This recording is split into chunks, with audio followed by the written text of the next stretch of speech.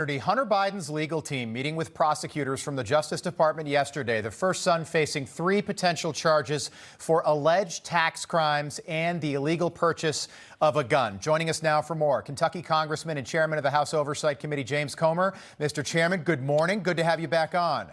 Good morning. So, Congressman, we now have evidence that as many as 12 Biden family members, we know about 9, the number could be as high as 12, were getting kickbacks from China in the form of millions of dollars. How compromised is Joe Biden when it comes to his dealings with communist China? Well, I don't see how he couldn't be compromised. Either he's very compromised or he's already done things that we may not know about, because I don't think China would be investing that much money in Biden family members if they weren't getting a return on that investment. So that's why we continue this investigation. Unfortunately for Joe Biden, we continue to find more evidence of potential wrongdoing. We certainly find evidence of ethics questions and public corruption questions. So this is very concerning for us on the Oversight Committee. It should be very concerning for everyone in America that this president has the potential to be compromised because of the millions of dollars his family's received from the Chinese Communist Party. Look, just like we talk about the Trump legal cases, the big question when it comes to Hunter Biden is, does this actually resonate with voters? We've been talking about this for months, you and I. We know the Biden family's corrupt. We know that. Is any of this against the law? Where do you think this goes from here?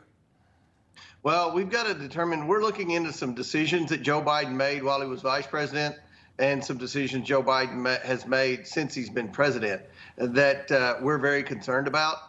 We're trying to determine if these decisions, which were bad for the average working taxpaying American, if they were made because of the money that his family's received. We're also digging more into some expenditures from some of these LLCs that we've dug up that the Bidens had, and trying to determine if, in fact, Joe Biden was living off some of these LLCs, if these LLCs were subsidizing his paycheck while he was in the private sector, or even while he's been in the Oval Office. So the thing that I think most Americans don't understand is what we found at Treasury in the last few weeks is that there are many more bank violations, there are many more bank accounts, there are many more LLCs, and there are many more Bidens that were involved in this influence peddling scheme than we first thought. And those SARs, those suspicious activity reports, it's been unbelievable to see that. But influence peddling on its own is not against the law.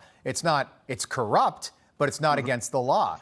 Go ahead, Congressman. It's not against the law. It should be. It will be when I get finished with this investigation. Okay. Because we don't even know what the definition of influence peddling is. But if you Google influence peddling, Joe Biden's family should pop up. That's what should pop up. But at the end of the day, were they influence peddling in exchange for things that Joe Biden did, decisions that he made? Right. Were they influence peddling because of classified documents that the president's son may have sent somebody?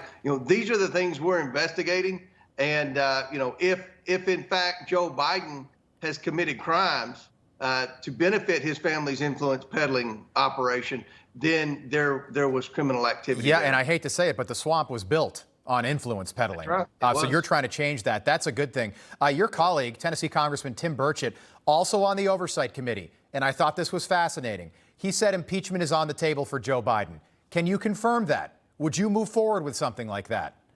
I'll move forward with something that when we determine whether or not he's in fact made decisions because of payments that his family received from our biggest adversary on the planet, the Chinese Communist Party. So, this is a very serious investigation.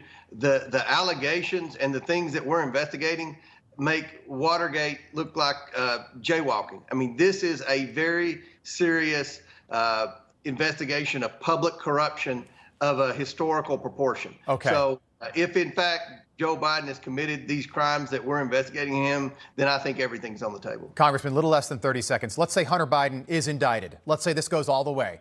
What about the other Biden family members? Could you see indictments coming down for Biden's brother or Beau Biden's widow? No, we're investigating Joe Biden. And look, if Hunter Biden's indicted, which is probably what his attorneys want, to try to get protect him from us finding any more damaging information, this is something that I think the DOJ shouldn't have done, because you can't just go in there and cherry pick Hunter Biden. What we've seen and what we've proven in the last 3 weeks, it's many more Bidens than just the president's son. So you can't go in and just indict Hunter Biden and not indict the brother or some of the in-laws and nieces and nephews and things like that. The whole family's been involved in this influence peddling scheme, not just Hunter Biden. To the tune of millions of dollars. I didn't know he had that big a family, quite frankly, Congressman. Look forward to having you back, Chairman of the House Oversight Committee. Good to see you, James Comer. Thank you. Thank you.